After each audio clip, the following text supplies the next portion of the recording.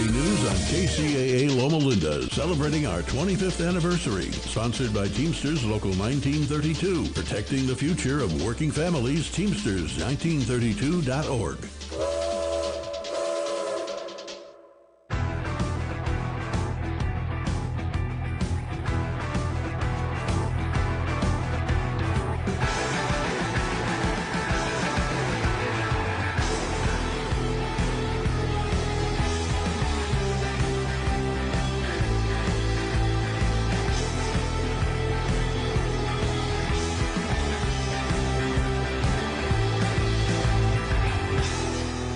Hello everybody, welcome to the Real Men of Real Estate radio talk show. I'm your host, Rusty Tweed. We're going to be airing every Sunday at 1 p.m. Pacific Time. You can hear us on KCAA Broadcasting Network, 1050 AM and 106.5 FM affiliated with CNBC, NBC News, and NBC Sports. You can also listen in on iHeartRadio, Pandora, Amazon Music, and many of your favorite streaming channels. If you want to watch our previous shows, you can go to Roku TV, Amazon Firefly TV, and Android app by subscribing to Building Solid Foundations channel. In addition to that, my company, TFS Properties, has its own YouTube channel where you can go on and also see these episodes. In addition, we have a lot of other videos, educational for you, having to do with different aspects of real estate. Everything from what parts of the country to invest in, what types of properties are available to invest in, and also 1031 exchanges. Probably the thing that's the biggest issue right now, and again, it's January 2024, happens to be interest rates. Now, for many, many years, we had very, very low interest rates, but they've gone up dramatically over the last year. So how is that affecting things and what's going to happen down the road? But before I get into that, I'm going to talk a little bit about my background and my experience. I actually bought my first property over 40 years ago when I was 21, and that was an income property where I collected the rent off of it. And so from there, I went on back in 1990 when we had the savings loans crisis. I actually did a lot of buying of foreclosures, so I got very experienced in that. In fact, I probably did over 40 fix and flip properties that were foreclosures.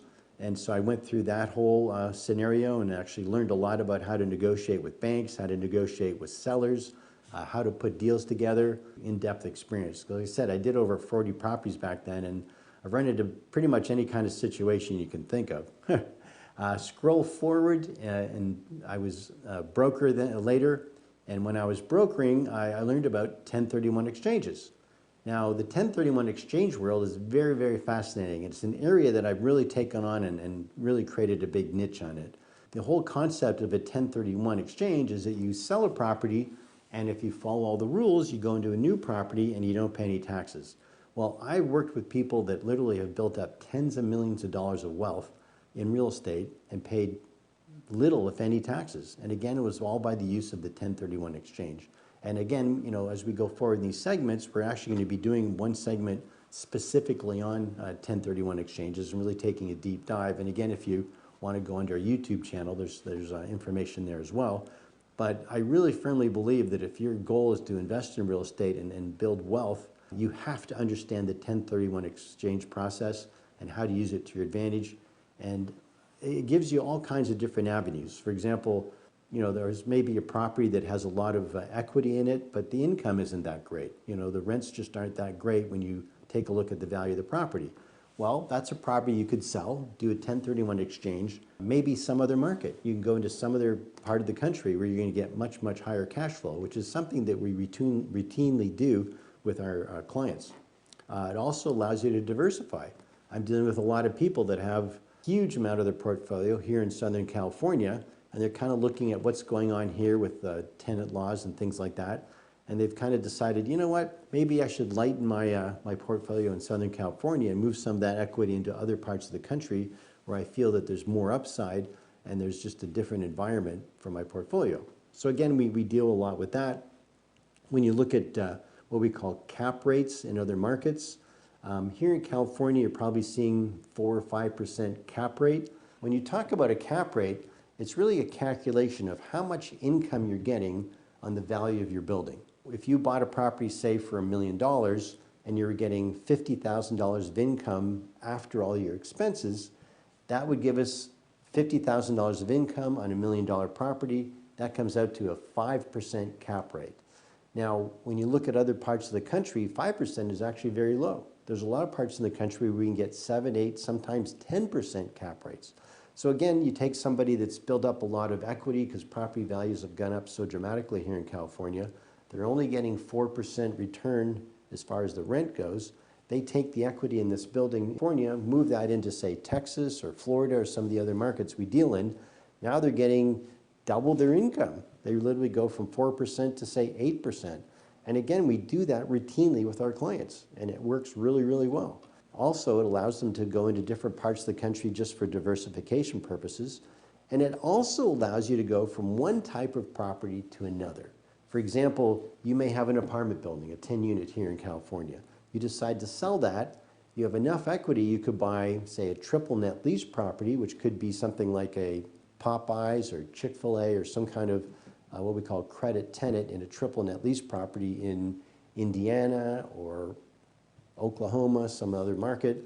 And that's a property where you have very little, if any, management on it. So we've done a lot of those over the years. It also allows you to go into what we inventory that we have available of manufactured homes. Manufactured homes kind of has its own niche, and that's an area that we've been working for 5 or 6 years now, and we're managing to get a 10% cash flow to investors from manufactured homes, mainly in Texas and Louisiana. And again, that's a whole different market that actually the vast majority of people I'm dealing with had no idea how that works until we came to play. So we've actually come up with some really great strategies on how to invest in individual manufactured homes. We've also done parks for clients. I personally own a couple parks myself. So again, it's an area that we've got a lot of experience in, and we can steer clients into some other asset that they're not familiar with originally. And again, a lot of the clients we're dealing with, they have enough equity in their property here in California that when they go into these other markets, they can split their money up and they can buy another triple net lease property plus some single family homes that have high rents, and they can also buy manufactured homes and put together a whole portfolio of 10 or 15 properties. Now, when we talk about 1031 exchanges, and again, we're going to be doing a much deeper dive on this in another episode, but just to give you a quick overview, when you sell your property, you have to have an accommodator set up, and that's where the money goes from your escrow.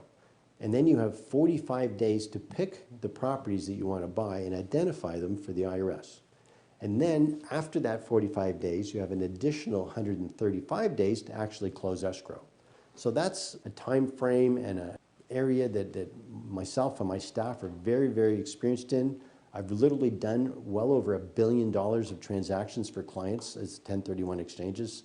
And so my staff and myself are very, very well trained and versed in all the ins and outs and how to follow through with that transaction and make sure that it actually works. Because there's some pitfalls if you're not really watching what you do. Anyway, so we walk you through the 1031 exchange process. When it comes to picking properties, there's 2 major rules to follow. One is the 3 property rule. Now the 3 property rule says that you're allowed to pick 3 properties to replace the property that you're selling. And the IRS doesn't care which of the 3 properties you close on. You could close on one of them, you could close on all 3. Doesn't matter. As long as the value of the properties that you purchase are equal to or greater than the value of the properties that you sell. So again, we can help you put all that together. But there's another rule that we use, and actually I don't see other brokers use very often at all, but we use it for most of our transactions, and that's the 200% rule. Now what does that mean? That means that you can buy as many properties as you want on the 1031 as long as you don't go over 200% of the value of the property that you're selling. So for example, if you sold a property for $1 million, you could identify and purchase up to $2 million worth of property, and the IRS doesn't care if you buy 1 or you buy 20. And so again, we put together portfolios for clients where we do manufactured homes, single family homes, triple net lease properties, and sometimes we do 10, 12, 15, up to 20 properties in a portfolio, and we can do that quite easily using this 200% rule. So again, that's a particular strategy using the 1031 that truthfully, I don't run into very many other brokers or people that use it the way we do. But it's really worked to our advantage with our clients. Pretty standardly, we take our clients and double, sometimes triple their income. I mean, there's one example I can give you, a property we did a little over a year ago. It was actually 2 triplexes that a client of ours owned in Mid-Wilshire district. We listed and sold those properties, got great prices for it. We took those properties and ended up buying some single-family homes in Texas. We bought some manufactured homes in Texas, and we also bought a triple net lease property, which was an Arby's in Indiana. And by doing that, we took the person's income from $88,000 a year net to over $150,000 a year net, which was just about double their income. So that's the kind of things that we do for clients. We do it routinely. I've got a great staff to help put all these things together. Not only that, which is kind of a little secret I have, is I have access to properties off market that nobody else has. And how have I done that? Well, that's my secret sauce. But I've developed relationships by being in this business for well over 20 years. And by doing that, I've got individuals and even funds that have large portfolios of properties, and they will give me a list of properties that they want to sell. They don't want to market them on the regular market for whatever reason. So again, myself and my investors have access to these, and so we can easily put portfolios together without getting into bidding wars and getting into a whole protracted deal with trying to do diligence on properties. Because again, when we get these properties, they're going to have the due diligence already. So that is a big part of my business. Probably 70% of all the transactions I'm involved in have to do with the 1031 exchange. And again, we're tapping into these off-market portfolios that we can put together and use for our clients. So with all that in mind, we're actually going to take a break. So again, it's Rusty Tweed. This is the Real Men of Real Estate Radio Talk Show. And stay tuned because we're going to have some great tidbits for you after our sponsor. Tired of qualifying your leads and not getting the right clients for you? Join the finest women in real estate and learn how to attract the best clients and increase your referral network. Call now at 951-378-5316. 951-378-5316 and become one of the finest women in real estate. This is Steve Matley. Join me every Thursday at 3 p.m. right here on KCAA for Building Solid Foundations Radio Talk Show. I spent decades as a professional construction manager, business owner, real estate developer, and a college educator, and I enjoy learning new things from other people. We talk a lot about real estate, business, and finance, but we cover a diverse range of other topics as well. Some of the topics we've discussed in the past few months include real estate investing, leadership, higher education, ADUs, marketing using technology, multifamily rental properties, business strategy, entrepreneurship. You never know who may show up or what they may talk about, so join us right here on KCAA for Building Solid Foundations Radio. Hey guys, it's Damon, Mr. Foxy, Damon Hart, and I'm here with the Real Men of Real Estate. And I just want to say, hey, come and watch us this Sunday, 1 p.m. live, every Sunday, okay? We're going to be on KCAA Radio, 1050 AM, 106.5 FM. If you got a minute, just tune in. We can't wait to have you here. I'm going to be there. If you can't make it on there, we're going to be at Roku TV, Amazon Fire TV, or Android app on Building Solid Foundations channel. So tune in. You know what you got to do in the meantime. Keep it foxy. Fire Up Connect is the most innovative business networking group, supporting and collaborating with a dozen of small businesses that are interested in building and establishing strong business connections, hosting educational live seminars while carrying out business and community-driven projects, as well as marketing programs as a part of its membership program. Fire Up Connect also offers virtual assistance with a wide range of services including inbound customer support, chat support, appointment setting and email management, graphic designing, video editing, web design and development, social media marketing, e-commerce solution, content writing and much more. For more information, head on over to www.fireupconnect.com. Fire Up Connect, helping success stories unfold every day.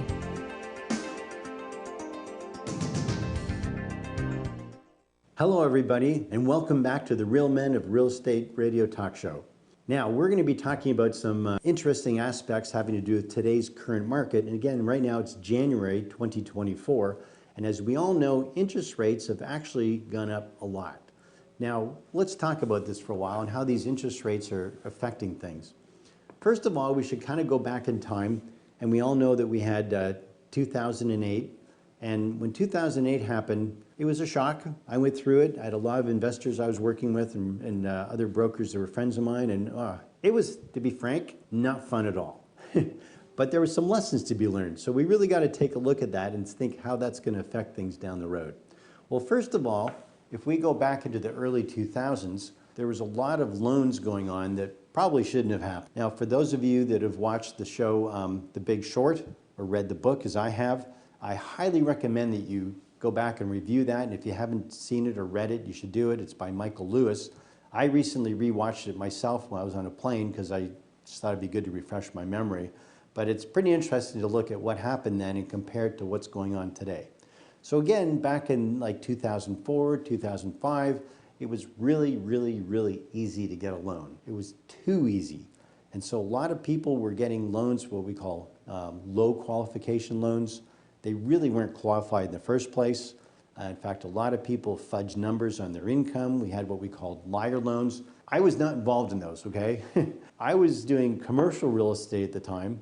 And so I really wasn't aware of what was going on with the single family home market, not at all. It wasn't a market that I was dealing with. You know, we were busy doing office buildings and commercial buildings and all that kind of stuff. And it was a whole different market for that. But again, for the regular real estate, regular single family home market, people were buying properties with little or no money down. I even heard of people buying where they got money back when they bought a property.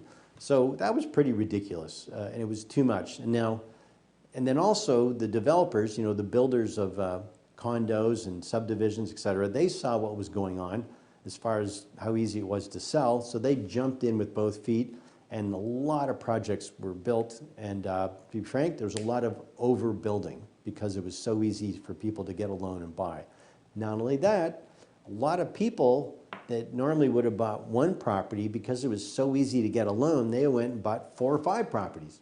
And the market was just overheated, and there was way too much inventory for the number of people that were actually going to live in them. For those of you, for example, Vegas, Vegas was so overbuilt, property values dropped literally 50 and 60%. There was so much inventory.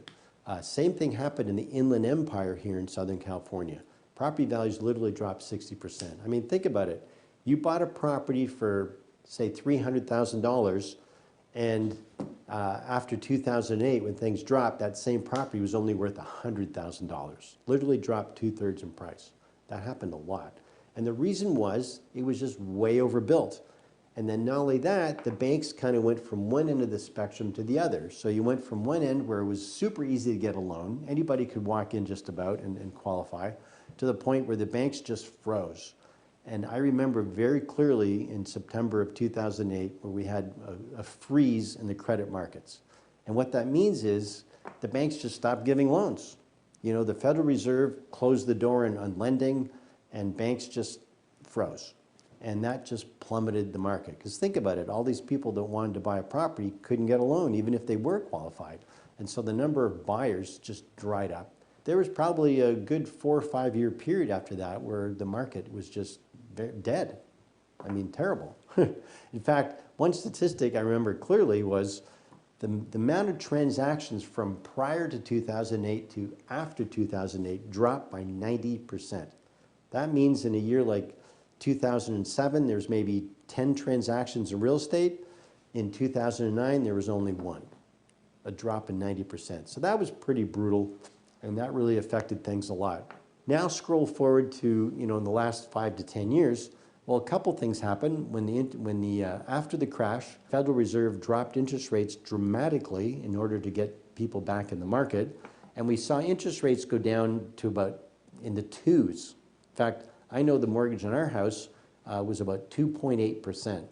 None of us have seen interest rates that low in our lifetime. So that really brought a lot of buyers to the market. We all saw what happened over the last years. In the last 5 years, most markets in the U.S., property values have gone up dramatically, anywhere from 50 to 100%.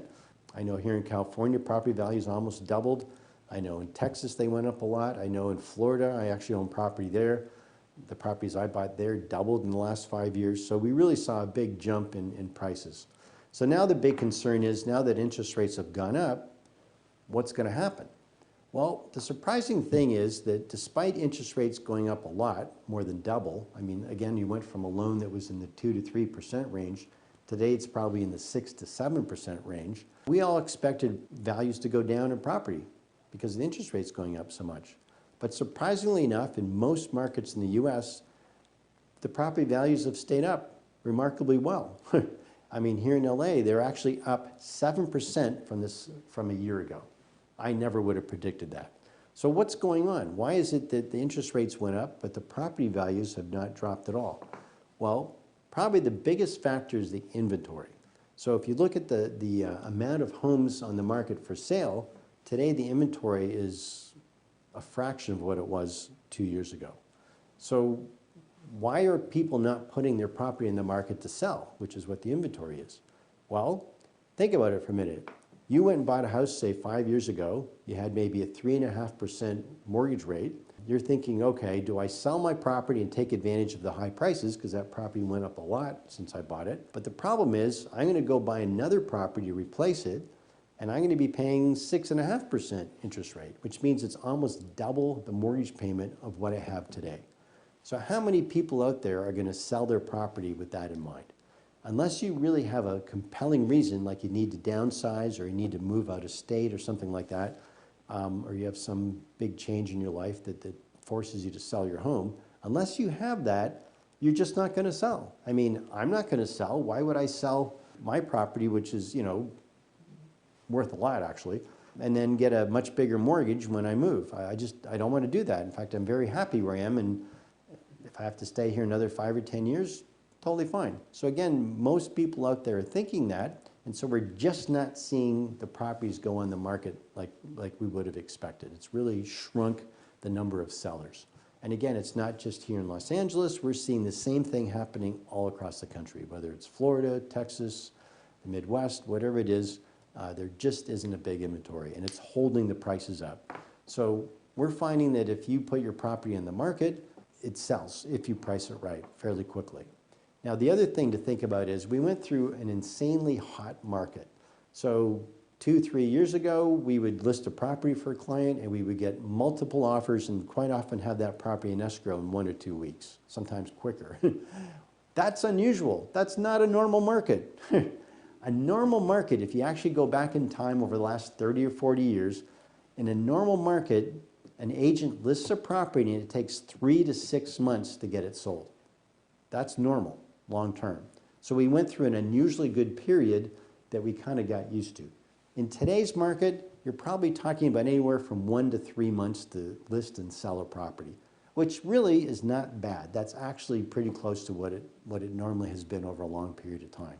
So again, if you go to list your property and it takes several months to get the offer you want, that's okay. That's not so bad. That's normal. And again, if you price the property right, you're probably going to get the value you want out of that property.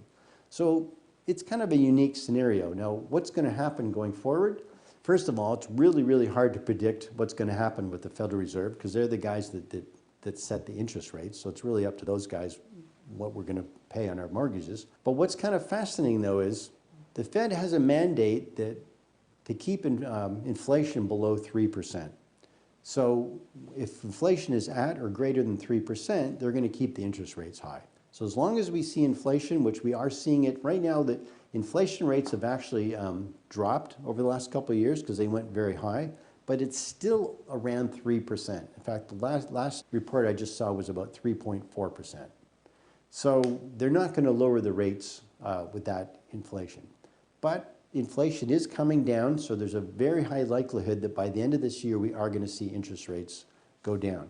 And when interest rates go down, we're going to see mortgage rates also go down with it. It makes it easier to buy, but we're going to see a lot of people jumping back in the market that we're holding out. So I'm dealing with a lot of investors right now. They're telling me, oh, Rusty, I really don't want to buy right now. I'd rather buy when interest rates go down. And also, they're thinking that the value of properties are going to go down.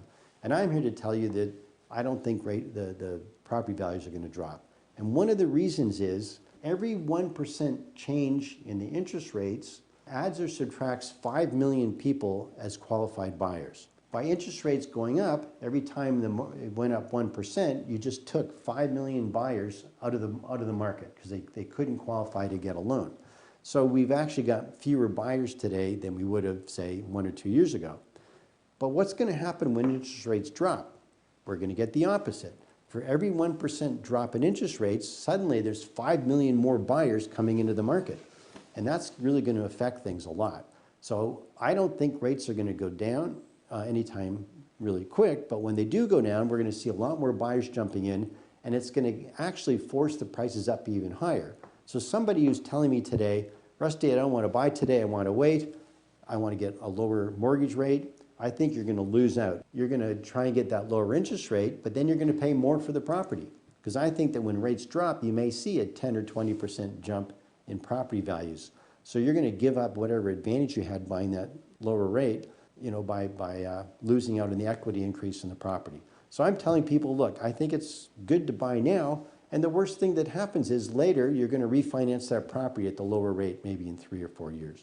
So again, I don't think people should be sitting on the sidelines. I really think that all the factors we've been talking about are holding prices up. All right, well with that, we're actually going to take another break here. And again, it's Rusty Tweed. We're on the Real Men of Real Estate radio talk show. Hang in there because we have some more fascinating things to talk about after this break. Tired of qualifying your leads and not getting the right clients for you? Join the finest women in real estate and learn how to attract the best clients and increase your referral network. Call now at 951-378-5316. 951-378-5316 and become one of the finest women in real estate. This is Steve Matley. Join me every Thursday at 3 p.m. right here on KCAA for Building Solid Foundations radio talk show.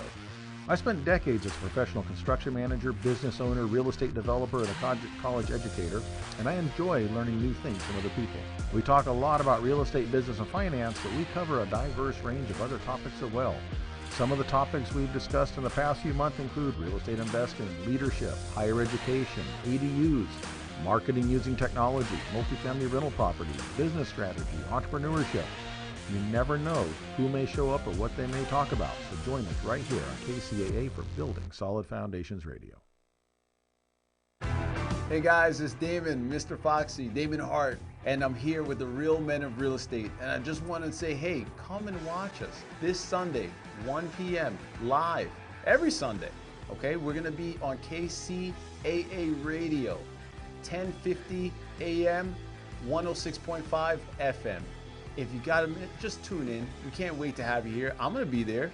If you can't make it on there, we're going to be at Roku TV, Amazon Fire TV, or Android app on Building Solid Foundations channel. So tune in. You know what you got to do in the meantime. Keep it foxy. Fire Up Connect is the most innovative business networking group, supporting and collaborating with a dozen of small businesses that are interested in building and establishing strong business connections, hosting educational live seminars while carrying out business and community-driven projects, as well as marketing programs as a part of its membership program.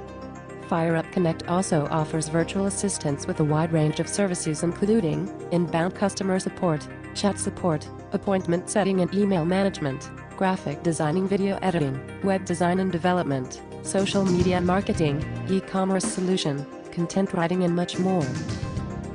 For more information, head on over to www.fireupconnect.com. Fire Up Connect, helping success stories unfold every day.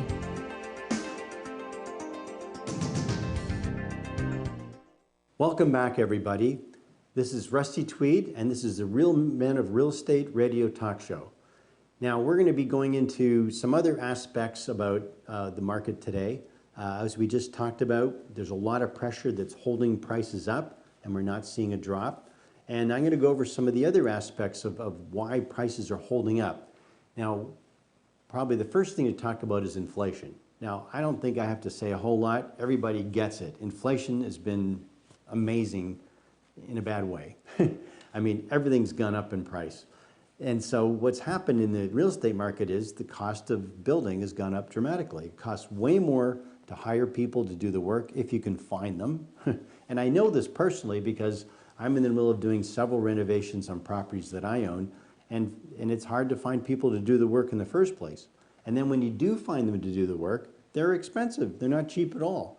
And then on top of that, the cost of materials has gone up. Wood's gone up dramatically, steel, appliances, everything you're talking about has gone up in value, which means that it's hard to, if prices, that basically holds prices up because people aren't going to build or renovate unless they can get the price they want when they try to sell the property. So if it costs a lot of money to build, you're not going to sell that property for less than what it costs to build, and you have to make a profit. So if prices drop, then people just stop building or stop renovating, and they sit on their property, and that holds the prices up. And again, that's a big, big factor in what's going to keep prices from dropping down the road, because we don't see any, we don't see cost of goods dropping or wages dropping, for workers. Now, the other thing is, who are the buyers of properties? Well, the biggest group of buyers are the millennials.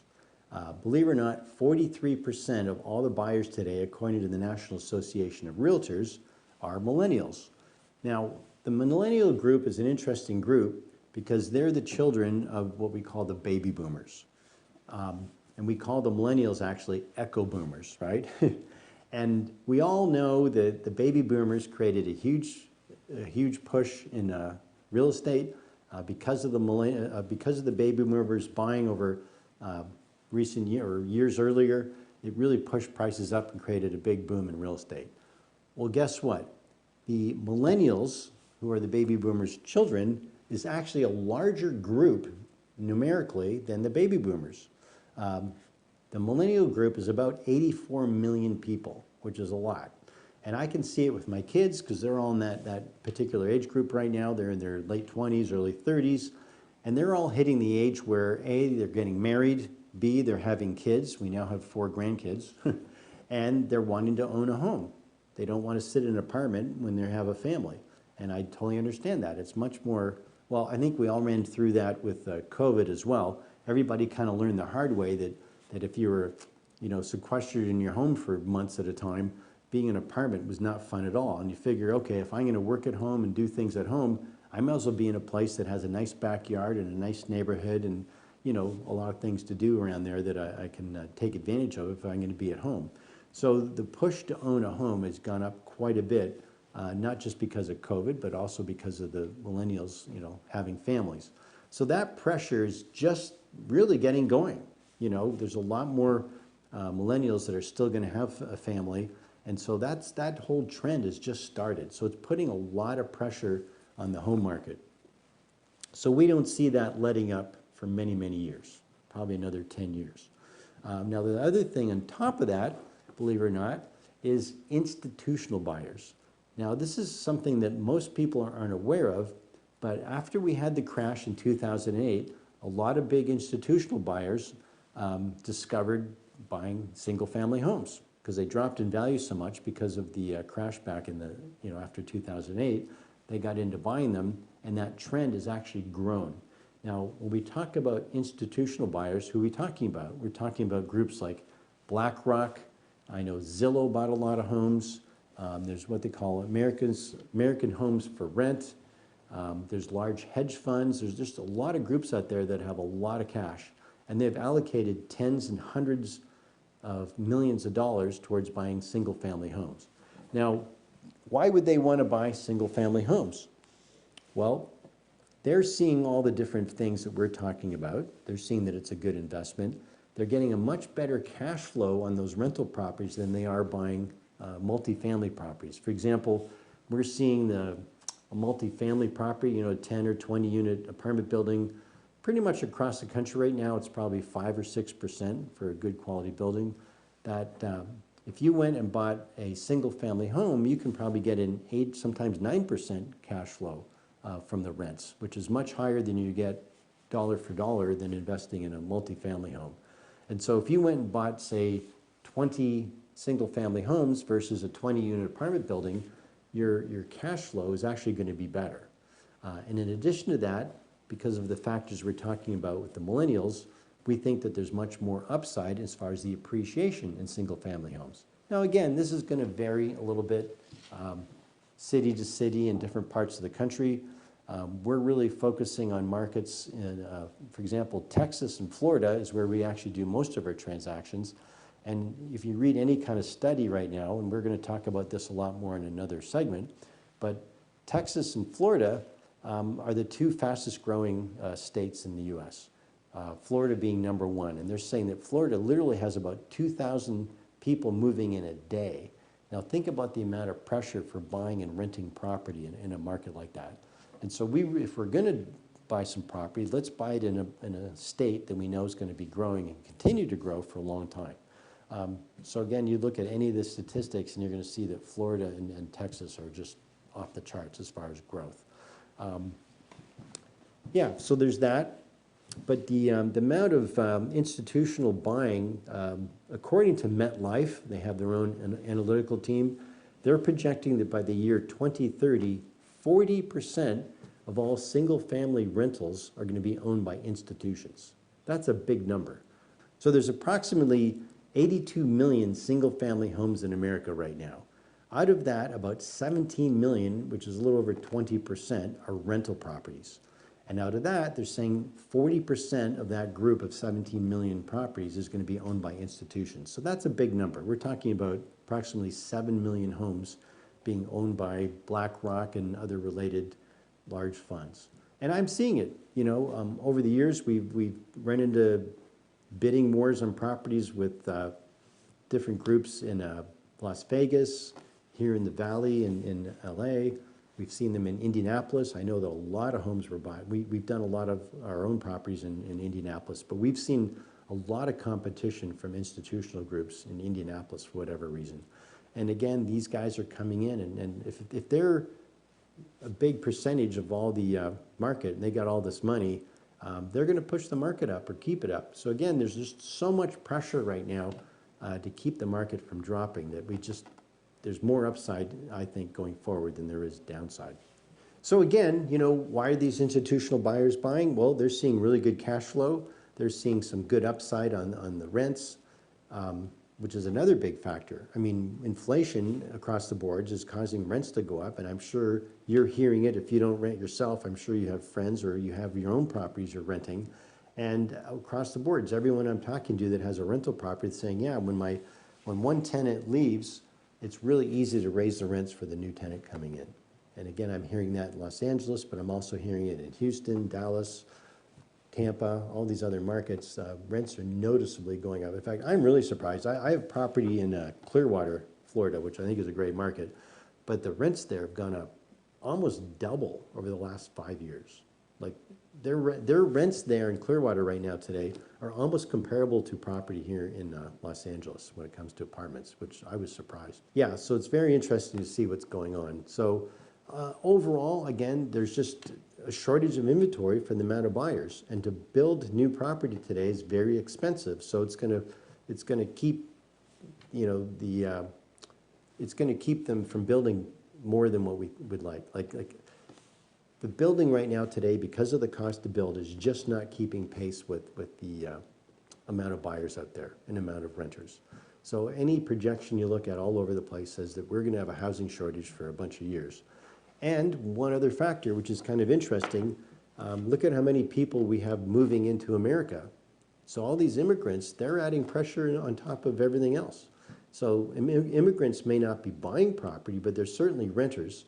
And so again, that's putting pressure on the rental market, and we're seeing it in a lot of markets as well. One great thing about America that's actually better than just about any other country in the world is we have a very healthy demographic growth where we have a lot of young people. Like I said, there's the millennials, they're having kids, and we have a lot of younger people coming in as immigrants, and it's keeping our population very alive and very growing and very dynamic. And again, if you compare that to other countries like China, Japan, or even Europe, far more dynamic demographics here in America than just any other country that I know of in the world. And so that's really a great thing for real estate overall. So again, we're really not projecting any kind of drop. Everything is looking very, very healthy. And if anything, you know, investors today should be jumping in and buying, taking advantage of the prices today, because even though they're up, the pressure to push those prices up even higher over the next several years is very great. And we all know that long term, as long as you, and again, I've been through several crashes. I was through the savings and loans crisis back in the early 90s, and then I was through the crisis in 2008. And there's one thing I learned both with my own properties and watching investors that I worked with is as long as you can cover your expenses, we know that properties will recover. So for some reason we did have a recession and property values did drop, which I don't see happening anytime soon. As long as you have enough rental income to cover your expenses, we all know that real estate's going to come out of it. There's never ever been a drop in real estate that didn't recover. It's just a fact.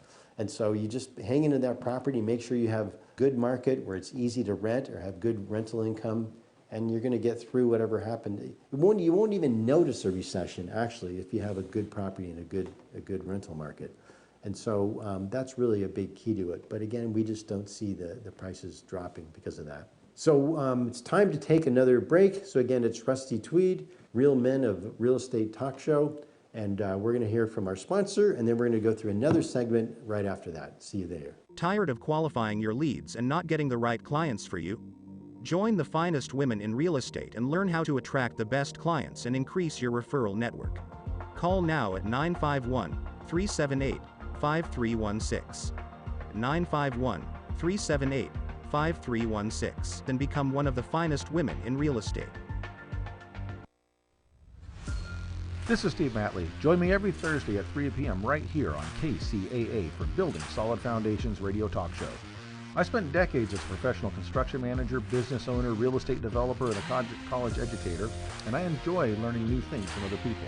We talk a lot about real estate, business, and finance, but we cover a diverse range of other topics as well. Some of the topics we've discussed in the past few months include real estate investing, leadership, higher education, ADUs, marketing using technology, multifamily rental properties, business strategy, entrepreneurship. You never know who may show up or what they may talk about. So join us right here on KCAA for Building Solid Foundations Radio. Hey guys, it's Damon, Mr. Foxy, Damon Hart, and I'm here with the Real Men of Real Estate. And I just want to say, hey, come and watch us this Sunday, 1 p.m. live, every Sunday. Okay, we're going to be on KCAA Radio.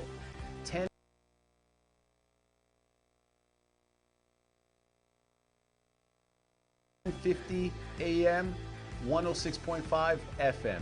If you got a minute, just tune in. We can't wait to have you here. I'm going to be there. If you can't make it on there, we're going to be at Roku TV, Amazon Fire TV, or Android app on Building Solid Foundations channel. So tune in. You know what you got to do in the meantime. Keep it foxy. Fire Up Connect is the most innovative business networking group, supporting and collaborating with a dozen of small businesses that are interested in building and establishing strong business connections, hosting educational live seminars while carrying out business and community-driven projects, as well as marketing programs as a part of its membership program. Fire Up Connect also offers virtual assistance with a wide range of services including inbound customer support, chat support, appointment setting and email management, graphic designing, video editing, web design and development, social media marketing, e-commerce solution, content writing and much more. For more information, head on over to www.fireupconnect.com. Fire Up Connect, helping success stories unfold every day.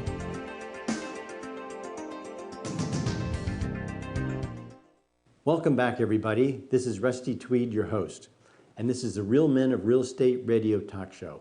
Today, we've been going over a bunch of interesting things having to do with interest rates and the pressure from millennials and institutions in holding up the prices of property. Now let's talk about what markets make sense to be in. And I've talked about it earlier about how a big part of my business is repositioning people's assets using the 1031 exchange process. Also, we just have investors that want to buy, because they want to buy investment property. But what markets kind of make sense and when you look at the big picture across America? The markets that we're working in specifically, and again, it's a big country. There's all kinds of different areas that may be just as good, if not better, than the ones I'm going to talk about. But the ones that I feel strong about, that I've done business in for many years, are mainly Texas, Florida, and Indiana. Now, Why Texas? Well, Texas is when you look at, okay, and we're going to be talking about this a lot more in the next segment, in the next show that we do. We talk about cap rates and cash flow, net cash flow in a property. So when you look at the property values in Texas and then you look at the rents you're getting, the rents are much greater in relationship to the property value than you would get in, say, California. So a building in California that you get maybe 4% net cash flow on, that same property in, say, Houston or Dallas or some of these other markets would probably get you 6, 7, or 8% cash flow. So, and the reason is that the relationship between the rent and the actual value of the building is much greater. And that gives you much higher cash flow, more bang for your buck. And again, we're going to be doing a much deeper dive on how this works and how to calculate it in our next show. But for now, I just want people to understand that, again, you can actually sell a building in California and buy a similar building and increase your income by 50 to 100%. So that's a big deal. And then the other thing about Texas is it's growing. It's actually the second fastest growing state right now. A lot of people are moving there. I don't know about you folks, but I've got several friends that have moved to either Austin or Dallas, quite a few friends actually. And there's a lot of companies moving to Texas. If you go to the Dallas-Fort Worth area, that area now is the largest area in the country for Fortune 500 companies. And the growth there has just been spectacular. I mean, I used to go to Dallas-Fort Worth 10, 12, 15 years ago, and you'd see all kinds of pockets of empty space, 5 acres here, 20 acres there, in between those two cities. They're gone. I go to Texas now, and there's not much room left to build in between those two cities. It's all filled in. And it's been just an amazing amount of growth. And a lot of it is companies moving from California to there. And so again, I'm sure all of you have friends or you know of somebody. I mean, yeah, there's just a lot of growth there of companies that have moved and individuals. So we all know that, and that is not showing any signs of slowing up. So again, Texas, we think, is just a real strong state. When you look at the economy there, obviously they've got oil, they're probably the largest exporter of oil and petroleum products in the world, believe it or not. They're actually huge for, in fact, the interesting statistic, I heard this the other day and I was kind of surprised. Texas has a larger economy than the country of Russia. That's how big it is. So there's a lot going on there. And a lot of it is not just oil and gas. They've got a lot of electronic company, like I said, a lot of headquarters. I mean, it's just a lot of good stuff going on there. Now, what do we put our investors in when we talk about Texas? Well, we actually have some groups there that have large portfolios of single-family homes, and they're mainly outside of Houston.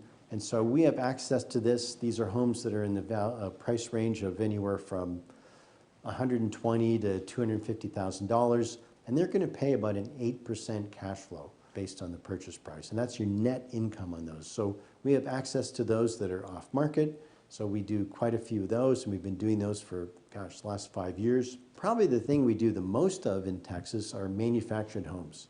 And the reason we do manufactured homes are they give us the biggest bang for our buck.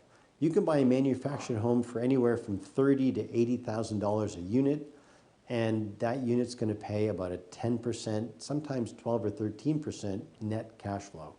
And there really isn't a lot of other properties you can do that with.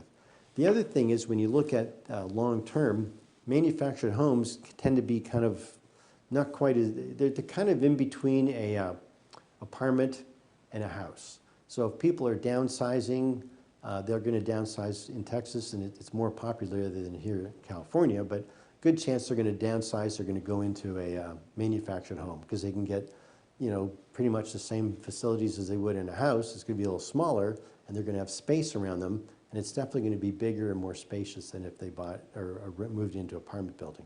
I find that even in downturns in the economy, the manufactured home rental market actually holds up very, very well. So in our scenario, we actually have access to a whole portfolio of manufactured homes through one of the largest owners of manufactured home parks.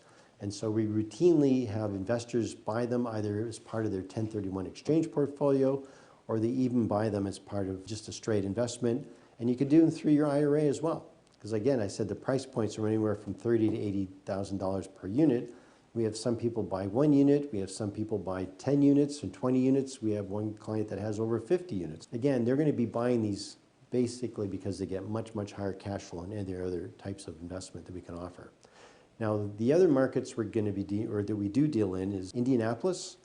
We've been dealing there for many years. We've probably done well over 150 homes there for our clients. So there we've been doing single family homes. That market's actually gone up quite a bit. But again, we have access to a portfolio of off-market homes that are all fully renovated. They're all rented up. We have a management company in place there that we work with. And so those have been, you can buy a property there from anywhere from $120,000 to $180,000 with a tenant in it. And it's got full management, and it's going to pay about an 8% cash flow. So that's good. We actually like that market. It's very healthy. Indianapolis is just kind of a steady, 80, stable market where you don't see big jumps, but you don't see a lot of drops as well. And we've also done triple net lease properties and some multifamily in those markets as well. The other market that we're starting to do more in is Florida. And Florida, we're probably going to talk more about later, but it's the fastest growing state right now. Rents are going up, a lot of movement from the Northeast down into Florida. It's a red state, which is attracting a lot of attention as well. But it's just a great market there, and it's just growing like crazy. So we actually do a lot of the similar stuff there as well. Okay, folks, we've pretty much run the gauntlet for today in this show. For more information, please call TFS Properties at 626-551-4326. That's TFS Properties, 626-551-4326. And also, please go on our website. Our website is tfsproperties.com. That's TomFrankSamProperties.com. And again, our phone number, 626-551-4326. And then again, we're going to be doing this show again. It's on Sundays at 1 p.m.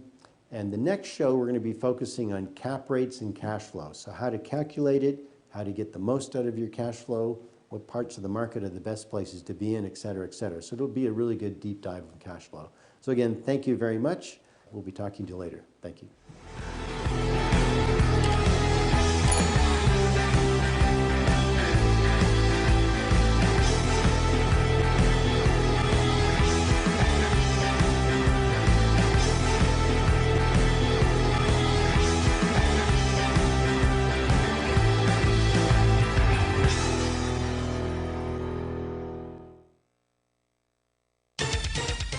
Can't be everything to everyone or